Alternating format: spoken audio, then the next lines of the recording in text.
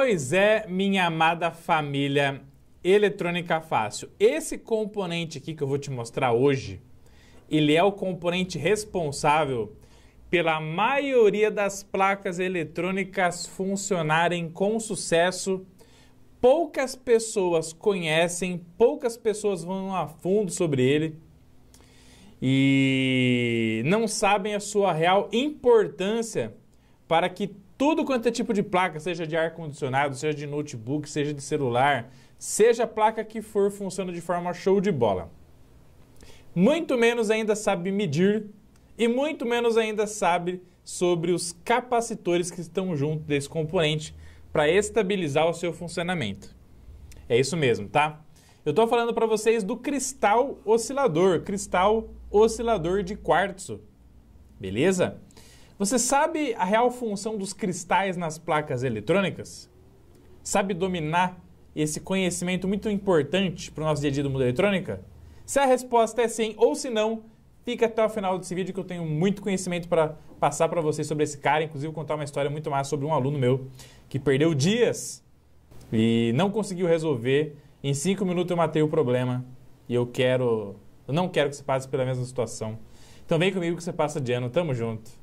Vamos pra cima! Pra gente começar muito bem, clica nos links aqui da descrição do vídeo, baixa todos os nossos e-books gratuitos do Eletrônica Fácil para aprender eletrônica do zero rumo à faixa preta, conheça todos os nossos treinamentos para te ensinar eletrônica do zero rumo à faixa preta também, e você pode participar da nossa lista VIP de pré-lançamento do nosso curso Leitura e Interpretação de Esquema Eletrônico de Placas Eletrônicas para você arrancar esse problema da sua vida. Ô, professor, não consigo ler esquema, não consigo interpretar esquema eletrônico de placa. Acaba com isso. Clica no link aí da descrição do vídeo, você pode participar da lista de pré-lançamento deste curso do Eletrônica Fácil que a gente vai lançar em breve para vocês, tá? Vamos lá? Ó, então, primeira coisa, pessoal, o que é esse componente chamado de X aqui, ó? Todos os componentes nas placas eletrônicas que levam a inicial X ou Y, tipicamente, tendem a ser um cristal oscilador de quartzo, tá? E para que serve um cristal oscilador de quartzo, pessoal? Você pode ter certeza que na maioria das placas e circuitos eletrônicos, os cristais osciladores de quartzo eles estão conectados a pinos específicos de circuitos integrados. Podem ser circuitos digitais, que vão trabalhar como osciladores, geradores de clock, geradores de frequência, geradores de velocidade de funcionamento, de tudo quanto é tipo de circuito que está dali para frente na placa eletrônica. Perfeito? Inclusive, esse cara aqui é o coração dos microcontroladores. É ele que fica batendo tutum, tutum, tutum, tutum, tutum, na velocidade sincronizada específica para que o processamento dos microcontroladores e microprocessadores aconteça com sucesso. Perfeito? Sem os cristais osciladores, tipicamente junto a 6 digitais e microcontroladores, não existirá a frequência base de funcionamento nas placas eletrônicas, a velocidade base de funcionamento das placas eletrônicas. Quando você escuta, por exemplo, num computador, num smartphone, quando você escuta em qualquer tipo de equipamento, esse equipamento trabalha em tantos megahertz, ou gigahertz, ou kilohertz, quem está determinando tipicamente, na maioria das vezes, essa frequência de trabalho é o cristal oscilador de quartzo junto a um circuito integrado que nele está conectado.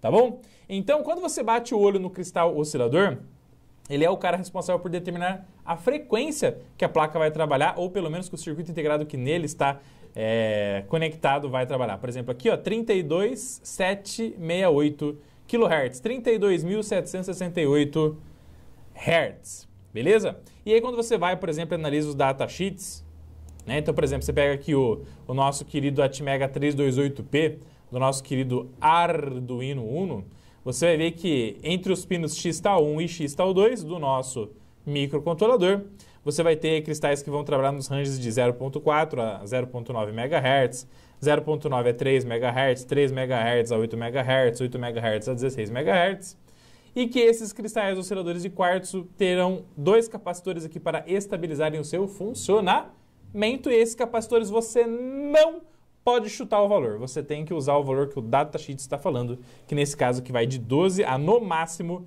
22 picofarad, e é por isso que o meu aluno ficou 5 dias lá madrugando e não conseguiu executar o trabalho dele com êxito, e como que eu solucionei o problema dele?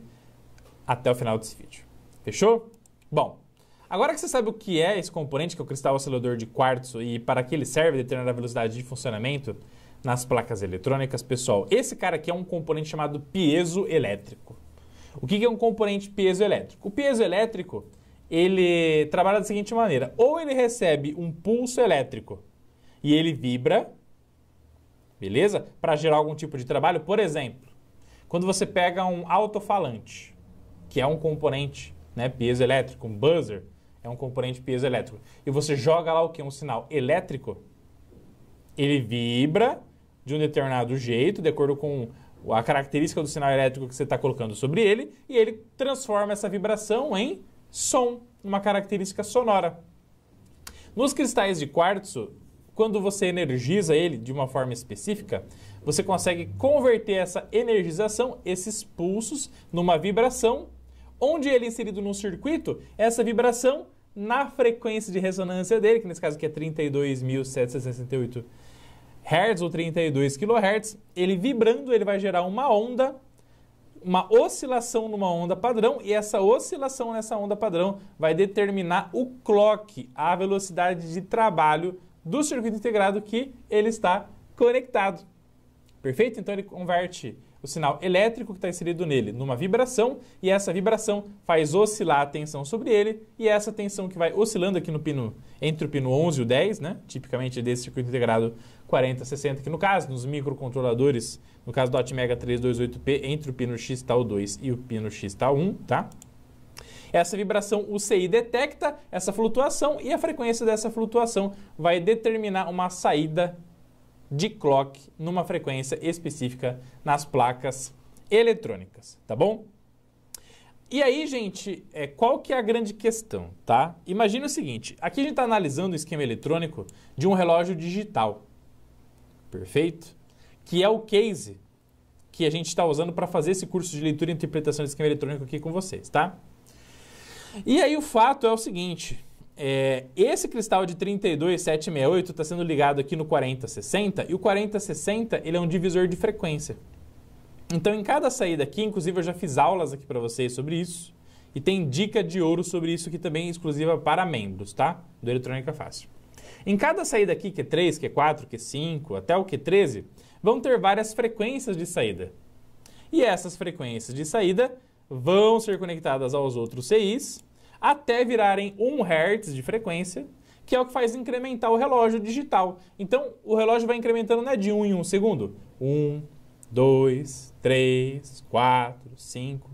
Para isso aqui virar 1 segundo, esse 1 Hz veio daqui, que para chegar aqui antes veio daqui 2 Hz, e para o 2 Hz vir aqui e chegar aqui, nessa saída do 4060, teve que dividir múltiplas vezes a frequência de entrada em 32768. 32768 dividido por várias vezes vai gerar esse 2 Hz aqui, vai gerar 600 e tantos Hz, vai gerar 500 e tantos Hz, enfim, vai gerar múltiplas frequências aqui na saída, não vai? Então, o que vai acontecer com essa placa se o cristal oscilador não funcionar? Vai parar, o relógio vai parar de funcionar, o coração vai parar de bater e o relógio não funciona nada mais. Pode plugar o osciloscópio em qualquer lugar aqui, ó. Se não tem frequência e tem energização, e aí que você tem que analisar muito, né, os conhecimentos de leitura e interpretação de esquema eletrônico, mediu todas as alimentações da placa, mediu entre os pinos 16 e 8 DC e, opa, 5 volts, e 14 e 7 aqui, 5 volts, mediu aqui, ó, entre 16 e 8, 5 volts, alimentação tudo ok, mas não tem pulsação, o relógio não está contando, não está piscando, não está incrementando, não muda nada. Aonde que está o problema, gente? Pode plugar o osciloscópio na entrada do nosso querido cristal oscilador aqui entre o pino 10 e 11, que você não vai medir absolutamente nada, ou porque o cristal está com problema, ou porque algum desses capacitores entrou em curto ou fuga, ou porque existe algum mau contato elétrico nesta área aqui, tá? Uma coisa que faz cristais osciladores terem problemas de funcionamento, gente, eles são componentes muito sensíveis, tá? Então você não pode sobrecarregar esses caras aqui termicamente. Se você esquentar demais ele na hora de soldar ele pode dar problema. Certo? Então, placa não incrementa, não tem clock, não tem onda quadrada aqui na saída, não tem frequência, busque na origem. De onde vem a origem? Cristal oscilador. Qual é a má notícia? Tipicamente você só consegue medir com qualidade esses sinais aqui usando o osciloscópio. Perfeito? Então, para você medir com qualidade o sinal que esse cristal aqui gera, tanto que na entrada, né? Que o cristal não gera uma onda quadrada, tá, pessoal? O cristal ele gera uma onda senoidal sobre uma determinada tensão, uma variação senoidal sobre uma tensão, e a onda quadrada gera-se na saída dos circuitos eletrônicos digitais, onde ele está conectado. Beleza? Então não acha que você vai medir com o osciloscópio aqui uma onda quadrada, porque não vai medir, só vai medir onda quadrada na saída dos nossos queridos CIs digitais que estão conectados nele. Perfeito? E aí entra a história, né, do meu aluno, que eu acabei de falar aqui para vocês. E eu vou fazer uma aula especial para membros, pessoal. Se você não é membro da Eletrônica Fácil ainda, clica no botão Seja Membro aqui. Para os membros faixa branca vai ter a dica de ouro número 5, onde eu vou medir com o osciloscópio o sinal característico desse CI aqui, que você aprendendo a fazer essa medição, você pode matar diversos problemas em qualquer tipo de placa eletrônica de ar-condicionado, notebook, MacBook, smartphone, qualquer placa que tenha CI, que tem um cristal oscilador lá que tem que oscilar para determinar a velocidade dele de funcionamento, tá bom? Vou ensinar vocês a medir na prática na dica de ouro número 5, exclusiva para membros, tá? Mas vamos lá. Sobre o meu aluno, gente, o que aconteceu? Né, o meu aluno estava montando um projeto com Arduino, e aí o Arduino, que usa um microcontrolador Atmega 328P, ele estava lá com um cristalzinho lá de 16 MHz ou 8 MHz, não lembro do projeto exatamente, tá? Ele estava montando um Arduino no protoboard para fazer o projeto dele de TCC. Ele colocou o cristal aqui, e aí colocou os capacitores lá e já fazia 3, 4 dias lá que não funcionava. E ele falou assim, professor Rodolfo, não aguento mais, eu vou desistir. Eu tenho que entregar o meu TCC, não roda, não funciona mesmo. Já tentei de tudo, cara. E já medi continuidade, já fiz tudo que você pediu. E o microcontrolador não processa. Não funciona. Medi as tensões, é tudo certinho. Mas não funciona. Me ajuda, pelo amor de Deus. E eu fui no protoboard dele, olhei lá, em 5 minutos achei o defeito. Achei o defeito. Quer ver, ó? Se você vir aqui no Google e digitar Arduino Standalone, ó, vai aparecer essa imagem aqui, ó, muito clássica. Tá vendo aqui? E aí nessa imagem aqui, o que você vê, ó?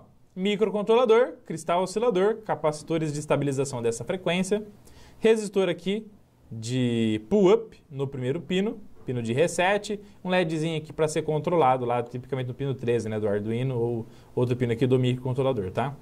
O que aconteceu, gente? Os capacitores cerâmicos, presta muita atenção nessa dica, tá? Se você chegou até aqui, coloca dica top no campo de comentários para saber quem que é comprometido, tá bom? Os capacitores cerâmicos, quando você pega ele, vou digitar aqui, ó, capacitor cerâmico. Quando você pega o capacitor cerâmico e vê ele aqui, ó, os PTHs, eles tipicamente têm uma marcação aqui, tá vendo? Desse valor aqui, ó, tá marcado aqui nele, ó. Tá vendo aqui? Aqui, ó, 103, com capacitor aí de 10 nanofarad, aqui é o capacitor aqui de 220 picofarad, né? E aí, gente, o meu querido aluninho, ele pegou 2 capacitores que estavam com esse código aqui apagados, tipicamente igual assim, ó. E colocou aqui. Colocou aqui, ó. Entre o primeiro terminal do cristal e o segundo, e o negativo, né? E aí eu perguntei para ele, falei, meu querido, qual que é o valor desses capacitores que você colocou aqui no cristal? Ele falou, pô, professor, eu fui lá na caixinha e peguei 2 capacitores cerâmicos lá, estava marcado na caixinha 22 picofarad e coloquei aqui. Eu falei, putz, lasco. Quando você trabalha, eu trabalhei muitos anos na escola, né, presencial, e a galera na hora de guardar os capacitores, mistura tudo, capacitor de 100 nano com capacitor de 22 pico, 33 pico, entre outros valores de capacitância. O que deve ter acontecido? A galera na hora de guardar, na hora de ir embora da aula, colocou tudo junto. E quando ele foi montar o circuito dele com os capacitores, que ele achava que era 22 pico, na verdade não era. Depois eu peguei o multímetro, medi lá, e deu 100 nanofarad, e falei para ele, olha aqui o valor desses capacitores aqui, ó. Esse cristal não vai oscilar nunca com esse valor de capacitância. Qual é o valor que o datasheet recomenda? Mostrei o datasheet para ele, ó, de 12 a 22 pico, então você pode usar 15 picofarad, 22 picofarad e tá tudo bem, para que o cristal oscile com sucesso, né? E aí a gente pegou outros dois capacitores lá que inclusive tinham a marcação do 22, coloquei aqui e a placa voltou a funcionar. Voltou não, começou a funcionar. O oscilador começou a funcionar e aí então a placa começou a processar, processando o projeto dele funcionou com sucesso. Erro simples, mas se você não se atentar, a sua placa aí, que se você está reparando ela, está fazendo um mapeamento do sistema oscilador, né? Se o capacitor que está ligado no seu oscilador está com problema, tiver com alguma fuga ou entrar em curto aqui, você for trocar por um outro qualquer, vai dar problema e não vai funcionar. Então você tem que colocar aqui no cristal oscilador os valores de capacitores conforme o datasheet recomenda. Para tipicamente kHz, alguns megahertz, 15 pico, 22 pico farad vai rodar muito bem e os valores dos capacitores têm que ser iguais. Não me coloque capacitores errados, senão não vai oscilar, não vai funcionar e você vai perder o resto de cabelo igual o professor Rodolfo está perdendo aqui. E aí você vai virar passageiro da agonia. Beleza? Os cristais precisam de capacitores precisos, capacitores bons, funcionando para ajudar ele na sua oscilação, para determinar o clock do funcionamento das nossas placas eletrônicas, tá bom? Então hoje você aprendeu sobre cristal, o que é, para que serve, peso elétrico, aprendeu os erros do meu aluno, aprendeu a checar esses capacitores aqui e para você medir isso aqui na prática, a dica de ouro número 5, exclusiva para membros, estará lá apta para você então assistir. Em breve a gente vai postar esse vídeo aí para vocês. Se ele já estiver no ar, já vou colocar aqui nas telas finais. Bora ser membro, apoia o nosso canal. Curtiu essa aula? Deixa a aula top aqui no campo de comentários. E você pode baixar todos os e-books, eletrônica fácil, fazer todos os nossos cursos para ser faixa preta em eletrônica e também entrar na lista VIP de pré-lançamento do nosso curso Leitura e Interpretação de Esquema Eletrônico de Placas Eletrônicas. Fechou? Então, placa não funciona? Tem tensão? Cheque o sistema de oscilação nos microcontroladores, veja o datasheet, veja os valores dos capacitores, está corretinho, mede aqui, vê se tem oscilação, para que então você tire isso da sua cabeça para testar outras coisas. Mas muitas vezes o defeito está aqui, se o coração não bater, a gente morre, não morre? Placa eletrônica morre também. Fechou? Anota aqui no campo de comentários, placa eletrônica morre também. Valeu, vejo vocês no próximo vídeo, na nossa próxima Masterclass. Vamos que vamos, tamo junto. Vamos pra cima!